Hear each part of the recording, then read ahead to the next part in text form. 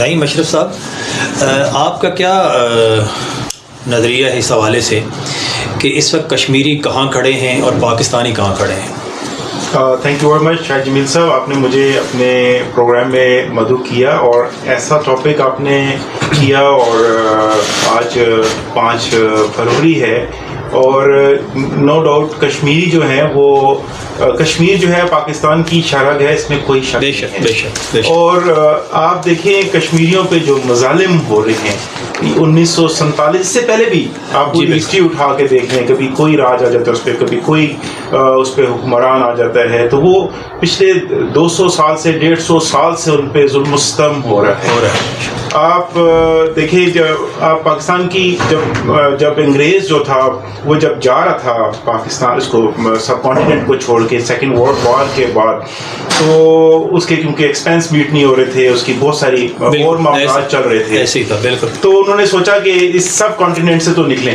لیکن وہ کوئی طریقہ کار کرنا چاہتا تھا کہ کسی طریقے سے ہم کوئی سسٹم بنا کے یہاں سے نکلیں۔ تو ڈیسائیڈ یہ ہوا کہ جناب جس جگہ پر جس علاقے میں مسلمان زیادہ رہتے ہیں وہاں پہ مسلمانوں کو وہ علاقہ دے دیا جائے، اور جہاں پہ ہندو زیادہ ہیں وہاں پہ ہندوؤں کو وہ علاقہ دے دیا جائے، اور جہاں پہ وہ پرنس راج ہے تو وہ والا جو ہے وہ ان کی کانسنٹ کے ساتھ کیا جائے۔ تو آپ کو پتہ ہے راجہ ہری اس وقت تھا، تو راجہ ہری نے کہا کہ نہ ہم پاکستان میں شامل ہونا چاہتے ہیں، نہ ہم جو ہیں وہ انڈیا کے ساتھ جانا چاہتے ہیں، ہم ایک انڈیپینڈنٹ جو ریاست ہے اس کو لے کے جانا چاہتے ہیں۔ تو جب انڈیپینڈنٹ ریاست کی بات کرتے تھے تو ابھی کوئی اکتوبر 1947 کی بات ہے کہ ہمارے کے پی کے جو آج ہمارا کے پی کے ہے، اس وقت یہاں کے قبائل جو تھے انہوں نے اس پہ کشمیر پہ جو ہے نا وہ حملہ کر دیا۔ تو وہ جو راجہ ہری ہے اس نے انڈیا کو ان کو ریکویسٹ کی اس وقت کے حکمرانوں سے کہ جی ہمیں جو ہے وہ موقع ملنا چاہیے، ہمارے یہ جو فائٹ ہے اس میں ہماری مدد کرنی چاہیے۔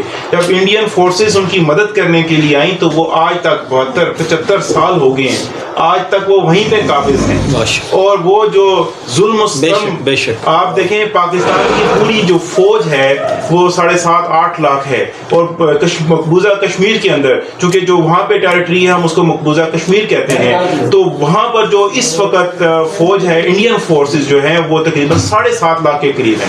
اس کا مطلب ہے کہ وہ ایریا بہت امپورٹنس رکھتا ہے، اور اتنی فوج اتنے چھوٹے سے علاقے میں کوئی معنی رکھتی ہے۔ وہاں پہ آپ دیکھیں شاہد صاحب کہ وہاں پہ سوشل لائف نہیں ہے، آپ وہاں پہ آواز نہیں اٹھا سکتے، آپ اسکولز کالجز نہیں ہے وہاں پہ، نارمل لائف نہیں ہے۔ یونائٹڈ نیشنز بھی جو ہے وہ اپنی ریزولوشن پاس کرتی ہے، اور یونائٹڈ نیشن کی ریزولوشن ہوا میں اس کی جو دھجیاں اڑا دی جاتی ہیں۔ تو میں سمجھتا ہوں ایک ظلم و ستم کا وہاں پہ بازار گرم ہے، نہ خواتین کی جو عزتیں محفوظ ہیں وہاں پہ، نہ وہاں پہ کوئی کاروبار ہے۔ آج 75-76 سال ہو گئے ہیں، اس کے اوپر ہمیں بہت پلاننگ کے ساتھ کام کرنا ہوگا۔ آج دیکھیں ہم کوئی ایک گاڑی خریدنے جاتے ہیں، ایک موبائل خریدنے جاتے ہیں، تو ہم دکاندار کے پاس جاتے ہیں یا کسی کے پاس جاتے ہیں، ہم پلاننگ کرتے ہیں، اچھا اس پہ سافٹ ویئر کون سا ہے، یہ کتنا عرصہ اس کی وارنٹی ہوگی، ہم پوری اس کی ساری معلومات لیتے ہیں، اس کے لیے پیسہ اکٹھا کرتے ہیں اور پھر لینے جاتے ہیں۔ آج ہم کشمیر کی بات کر رہے ہیں تو کشمیر کو لینے کے لیے ہمیں بڑی پلاننگ کے ساتھ کام کرنا ہوگا۔ اچھا نعیم صاحب یہ بتائیں کہ یہ جو ہماری سیاسی جماعتیں آپس میں لڑ رہی ہیں، اپنے پیسے کے لیے لڑ رہی ہیں، اپنے مفاد کے لیے لڑ رہی ہیں، اس سے کیا نقصان ہو رہا ہے ہمیں؟ دیکھیں اگر ہم کشمیر کاسٹ کی بات کرتے ہیں تو میں یہ سمجھتا ہوں کہ ہماری ڈپلومیسی کمزور ہے، ہم اپنا جو پیغام ہے کشمیر کاسٹ کا جو پیغام ہے پوری دنیا تک مؤثر طریقے سے نہیں پہنچا پا رہے۔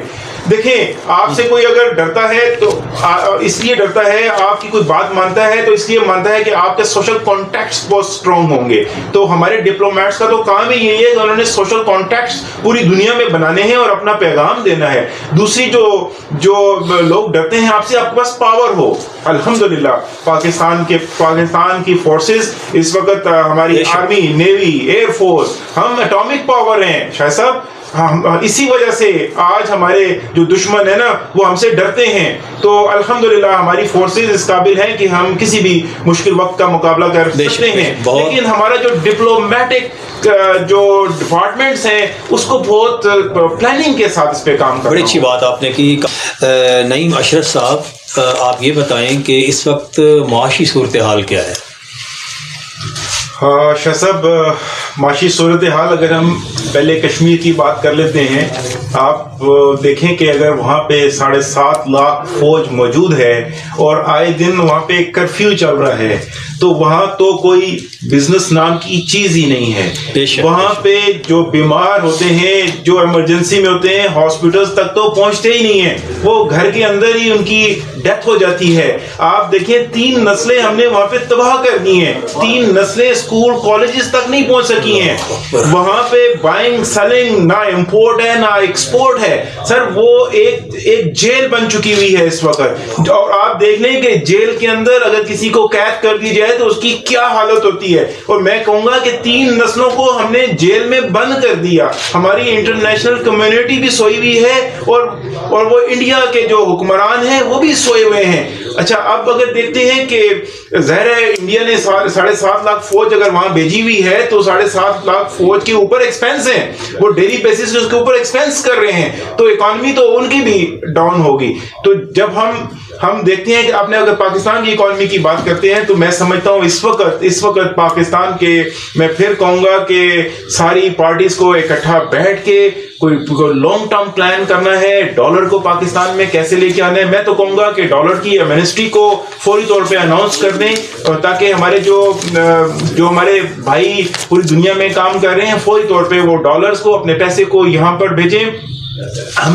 ہماری پچھلے دنوں عمران خان صاحب سے میٹنگ ہوئی. ہم نے ان سے کوشچن یہ کیا کہ آپ نے پراپرٹی سیکٹر کو منسٹری دی تو آپ نے جو انڈسٹری سیکٹر کو کیوں نہیں دی؟ انہوں نے کہا کہ یہ میری غلطی ہے، مجھے انڈسٹری سیکٹر کو منسٹری دینی چاہیے تھی. آج اگر انڈسٹری، شاہد صاحب آج اگر انڈسٹری یہاں پہ لگی ہوتی، خان صاحب کے دور میں لگی ہوتی، تو آج یہ جو اکانومی کی صورتحال ہے، آج ہم لوگوں سے قرضے مانگتے پھر رہے ہیں. آج ہم 1 ارب ڈالر کبھی ایک ملک میں جاتے ہیں لینے کے لیے، کبھی دوسرے ملک میں جاتے ہیں لینے کے لیے. تو میں سمجھتا ہوں اگر انڈسٹری پہ کام کیا ہوتا تو آج ہماری ایکسپورٹس بڑھ رہی ہوتی. جب ڈیفینیٹلی ایکسپورٹس بڑھ رہی ہوتی تو آج ہمارا جو ایکسچینج کا پرابلم چل رہا ہے، آج جو ہمارے ریزروز کم ہوتے جا رہے ہیں، یہ ہمارا پرابلم نہ ہوتا. لیکن آج بھی کوئی دیر نہیں ہو گئی. آج بھی پورے پاکستان کے جو انڈسٹریلسٹ ہیں، جو بزنس کی جو کمیونٹی ہے، اس کو بٹھائیں، ان سے مشورہ کر کے تو پھر اپنی اکانومی کی پالیسی. بڑی خوبصورت بات آپ نے کر دی. ناظرین، بات یہاں پہ سوچنے والی یہ ہے کہ نعیم اشرف صاحب جب پاکستان کی معاشی حالات کی بات کر رہے ہیں تو یہ معاشی حالات ہمارے کشمیر پہ بھی جا رہے ہیں. یعنی ہمارے معاشی حالات اگر ٹھیک ہوں گے تو کشمیر پہ بھی اچھا اثر پڑے گا. اگر ہمارے معاشی حالات ٹھیک نہیں ہوں گے تو ہمارا کشمیر ہمارے ہاتھوں سے چلا نہ جائے کہ اللہ نہ کرے ایسا ہو. ایسا میں یہاں ایڈ کروں گا آپ کی اسی بات کو. دیکھیں ہمارے یہاں کے لوگ ہیں، وہ جو ڈیولپ کنٹریز ہیں ان میں جانا پسند کرتے ہیں. وہ کہتے ہیں ہم نے یورپ میں جا کے کام کرنا ہے، ہم نے USA میں جا کے کام کرنا ہے. اس کا مطلب ہے کہ وہاں کی جو اکانومی ہے وہ اسٹرانگ ہے، اس لیے یہاں سے لوگ جاتے ہیں، یا پوری دنیا سے لوگ اس کنٹریز میں جاتے ہیں، ان کنٹریز میں جاتے ہیں. نعیم صاحب، مجھے سننے میں یہاں تک آیا ہے کہ پچھلے 2 سالوں میں پاکستان کے اندر سے 1 لاکھ کے قریب لوگ باہر جاتے تھے. 7.5 لاکھ جاتے تھے. اور اب کیا حالات ہیں؟ ابھی 7.5 لاکھ چلے جا چکے ہیں. کریم ہے، جو آپ کا برین کریم ہے، وہ جا چکا ہے اس وقت. تو اگر ہمارے ملک کے حالات اچھے ہوں گے، ہماری اکانومی اچھی ہوگی، ہم یہاں پہ بزنس زبردست چل رہا ہوگا، تو میرے کشمیری بھائی بھی جو وہاں بیٹھے ہیں وہ کسی دنیا کسی اور ملک میں جانے کی بجائے یہاں پہ اپنے آپ کو جوائن کرنا چاہیں گے. وہ کہیں گے ہم نے پاکستان کے ساتھ الحاق کرنا ہے. اگر ان کا جو حق خود ارادیت ہے، ان کو اگر پوچھا جائے گا کہ انہوں نے کس ملک کے ساتھ اپنے آپ کو جوائن کرنا ہے، تو اگر ملک کی اکانومی ٹھیک ہوگی تو definitely they would prefer to join Pakistan. میں لنک کرنا چاہ رہا تھا اکانومی کو اور کشمیر آپ کی جو کاز ہے اس کو. بہت خوبصورت بات آپ نے کر دی. بتائیں کہ اس وقت انڈیا کی کیا پالیسی ہے کشمیر کے حوالے سے؟ سر دیکھیں، حسن صاحب نے جیسے بتایا کہ ان کے جو کانسٹیٹیوشن ہے، انڈین کانسٹیٹیوشن، اس کے اندر انہوں نے تبدیلی کی. 370 کو انہوں نے نکال دیا، 35A انہوں نے نکال دیا. اس کا مطلب، میں ان کو سیکنڈ کرتا ہوں، میں اس پہ ایڈ آن کرتا ہوں، اس کا مطلب یہ ہے کہ اب کشمیر کے اندر، اب مقبوضہ کشمیر کے اندر کوئی بھی شخص آ کے پراپرٹی خرید سکتا ہے، اپنا بزنس کر سکتا ہے. اس کے وہی رائٹس ہوں گے جو ایک کشمیری کے رائٹ ہیں. تو اس کا دیکھیں، اس سے پہلے جو یونائٹڈ نیشنز کی جو جو ریزولوشن ہے اس کے اندر یہ ہے کہ حق خود ارادیت، یعنی کہ وہاں پہ جو ہے وہ ریفرنڈم ہوگا، اور ریفرنڈم میں کشمیری جو ہیں یا وہاں کے رہنے والے جو ہیں وہ کسی کو بھی ووٹ دیتے ہیں اور وہ اپنی سلیکشن کر سکتے ہیں، ادھر وہ انڈیا کے ساتھ رہنا چاہتے ہیں یا پاکستان کے ساتھ یا انڈیپینڈنٹ اسٹیٹ بنانا چاہتے ہیں۔ اب ہوا کیا کہ مقبوضہ کشمیر میں 85% اور مور دین 85% وہاں پہ مسلم لوگ رہتے ہیں اور تھرو آؤٹ 75 سالوں میں رہتے آ رہے ہیں۔ تو انڈیا نے یہاں پہ ایک ٹیکنیکل گیم کی کہ اپنے ریزولوشن کے اندر تبدیلی کی۔ اب وہاں پر جو ہے نا روزانہ ہزاروں کی تعداد میں انڈین ہندوز جو ہیں وہ یا جو نان مسلم ہیں یا انڈین جو ہیں وہ پراپرٹی پرچیز کر رہے ہیں، اور وہ جیسے سر نے بولا کہ وہ ڈومسائل اور وہ کر رہے ہیں۔ اب جب بھی وہ موقع آئے گا کہ وہ جی ریفرنڈم ہونا ہے تو ڈیفینیٹلی اس طرح سے وہاں پہ جو رہنے والے جو نان مسلمز ہیں ان کی تعداد زیادہ ہوگی ایز کمپیئر ٹو مسلم۔ تو وہ لانگ ٹرم پلاننگ کر کے چل رہے ہیں۔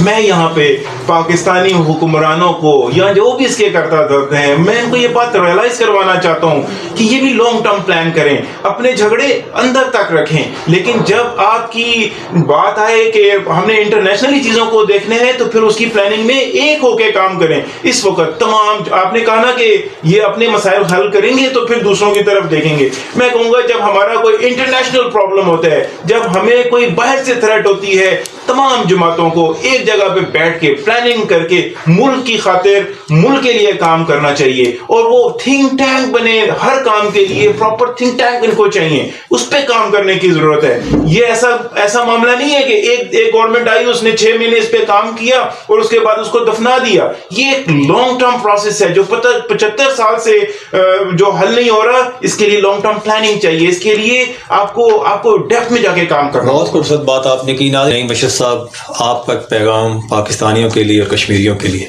شاہ صاحب، میں تو کہوں گا کہ اگر پاکستان کو مضبوط کرنا ہے تو اللہ کا دیا ہوا دین ایز انڈیویجول بھی ہمیں اس پہ منوہن عمل کرنا ہے، اور پیغمبر صلی اللہ علیہ وسلم کی زندگی کو سامنے رکھ کے ایز اے ہول اور ایز اے انڈیویجول ہم نے عمل کرنا، پریکٹیکل کرنا شروع کر دیا۔ ہمارے پاکستان کا نام پوری دنیا میں بھی ہوگا، اور انشاءاللہ ہم کشمیر بھی جلد فتح کریں گے۔ بہت خوبصورت بات آپ نے کی۔